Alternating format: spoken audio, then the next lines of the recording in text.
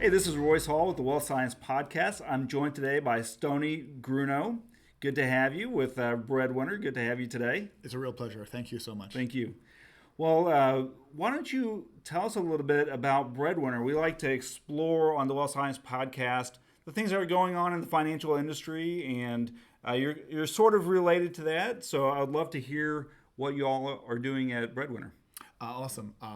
My personal experience comes from a frustration when we were unable to connect Salesforce, a wonderful CRM, to the accounting system we were using at the time. And that was 13, 14 years ago. And out of that need, we started Breadwinner, and that allows people to connect Salesforce, a cloud-based customer relationship management tool, to first Xero accounting, and then to QuickBooks, and then to NetSuite, and then to Stripe billing, and it's grown from there.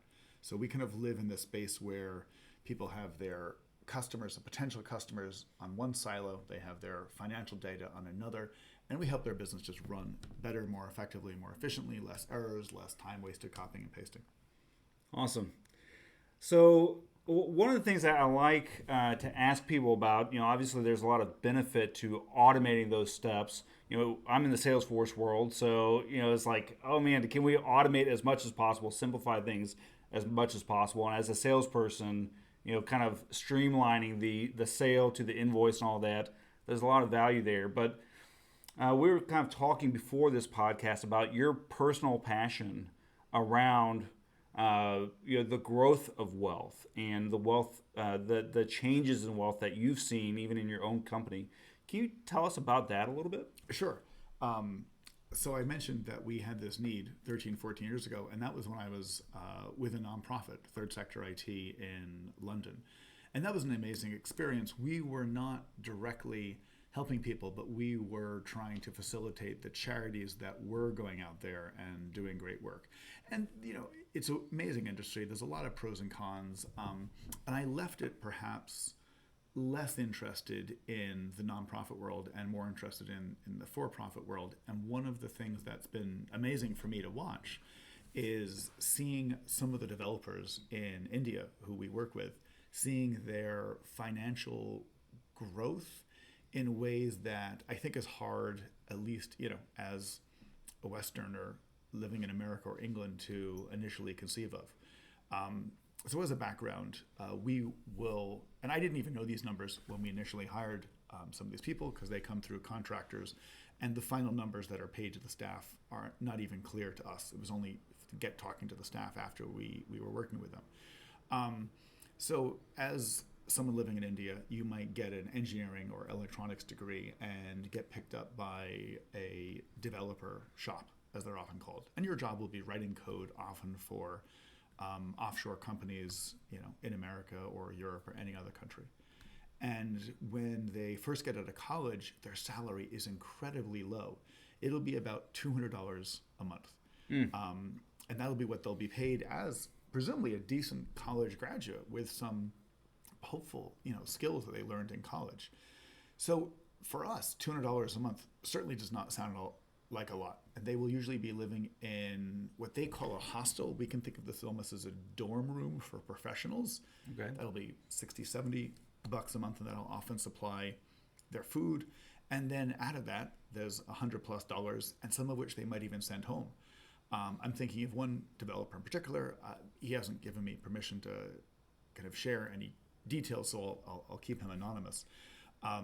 But he sent me a video not long ago. There he was. He went back to his family and he was spraying the rice crop with pesticides.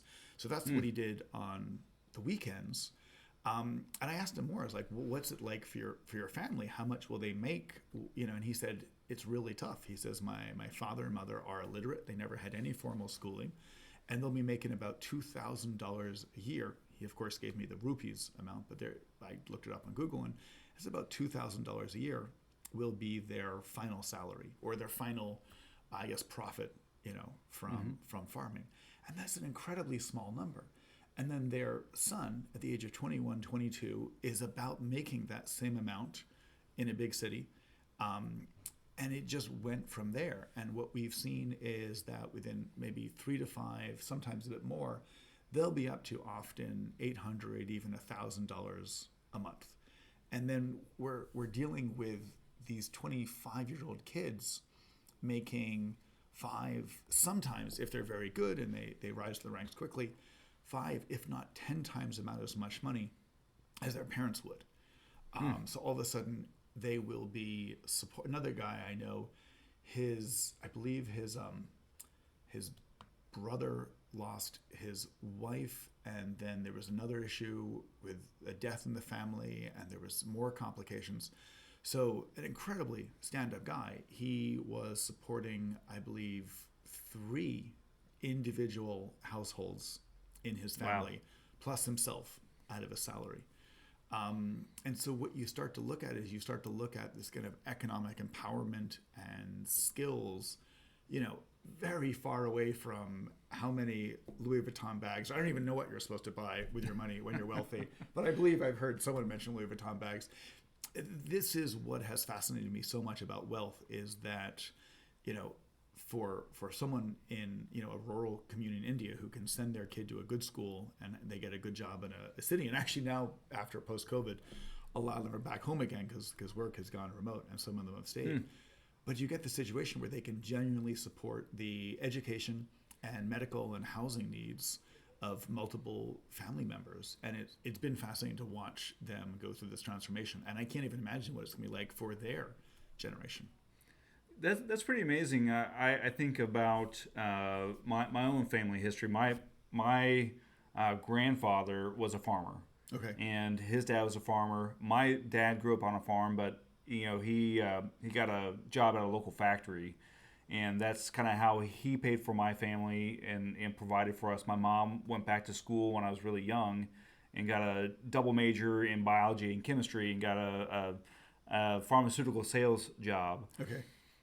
I think about it like, okay, from like my great grandfather to my parents' generation, that was like 2 generations, right? Or from my grandfather to my generation is 2 generations, and in that time, our family's trajectory really changed a lot, right? Yeah. Our economic power changed a lot, our status of living, our quality of life, quality of insurance, and just many different things. But to compact that into 1 generation, and not even like a full generation. It's like, okay, at 22 years old, I'm doing just as well as my parents who have built and had a full career. That's an amazing step.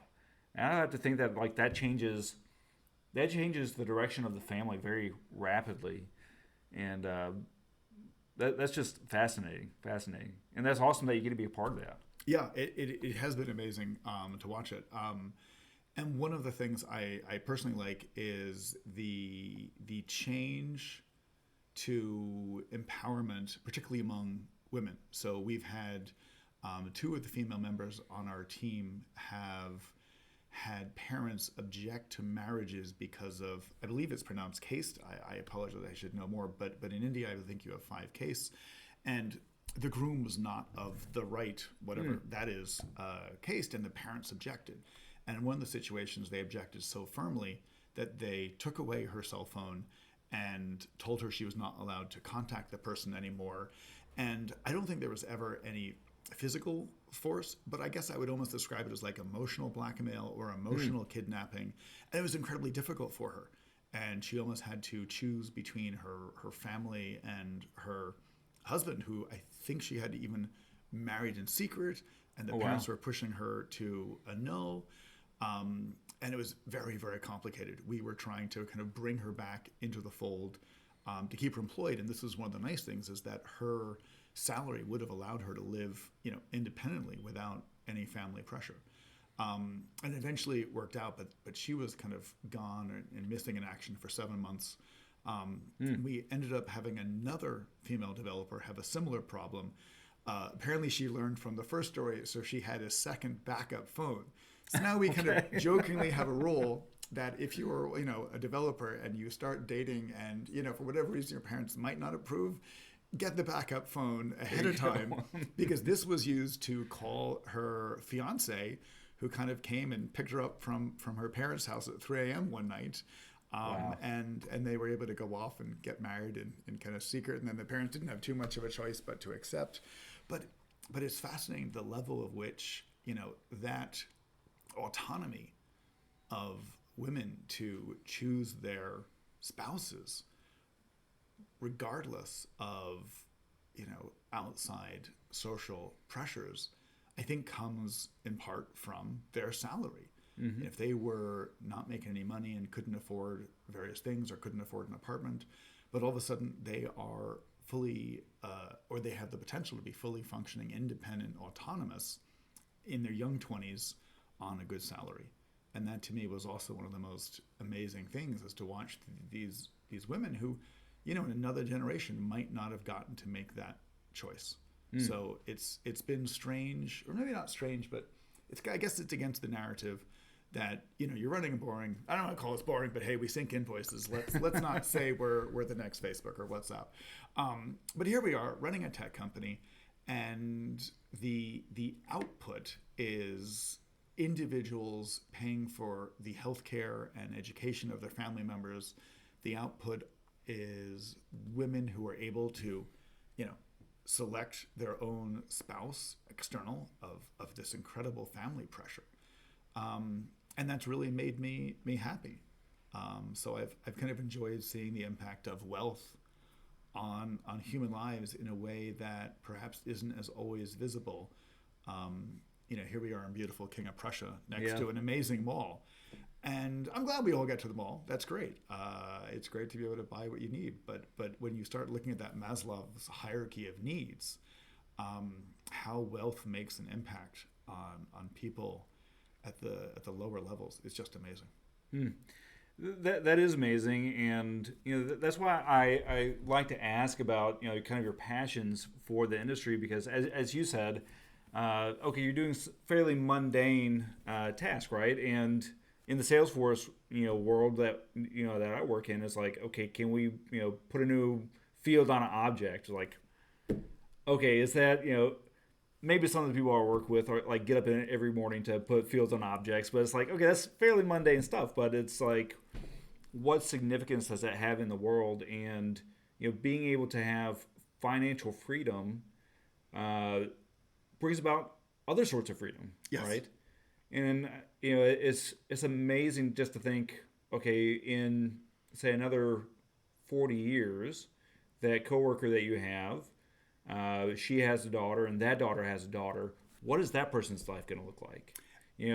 Is the case system that you're interacting with, like, is that even going to be recognizable at that point? Because she's not the only person going through that, right? And the way that the family is structured and is led, and the way that the society functions is changing because of financial freedom, which is amazing. That's absolutely what we've seen. And we've had a few developers that came from wealthier families, or I guess what's the best way to look at it is families who entered that wealth spectrum one or two generations earlier, whether by luck or hard work or who knows what, but they came in with college-educated parents, and it was clear that the family pressures at home, or the family emphasis, was changing. And I think we all love aspects of tradition, and I think we all certainly love, getting away from the noise and the hustle and bustle of the city. But what I've seen in India is that the hustle and bustle of the city, with that comes the wealth and the sophistication. Maybe sophistication is not the right word, but that freedom to live your life in such a way that you're autonomous. And I have such respect for that. Yeah. So I guess those generations, her kids will have already had, and you have two kids, and one's a boy and one's a girl. So I remember stories from when I was a kid, and there was like two or three girls in the family, the youngest girl would usually have a much more relaxed approach to when she was allowed to wear makeup, for instance. And the older kid would be, "Darn you! I had to fight with my parents to get this at 14, and they're just 11. They're like, whatever." And I think about that. For us, it was we were just silly kids and teenagers, wanting to do things as soon as we could. But when you look at it on the level of that choice and that independence, it's amazing that the mom will have made that incredible struggle, and I don't think her daughter will have to. Yeah. Well, Stony, thanks for joining me on the Wealth Science Podcast. I appreciate it. Thanks for sharing about Breadwinner and the future that you're seeing kind of unfolding even in your own company. It is fascinating, and it was a real pleasure. Thank you so much. Thank you.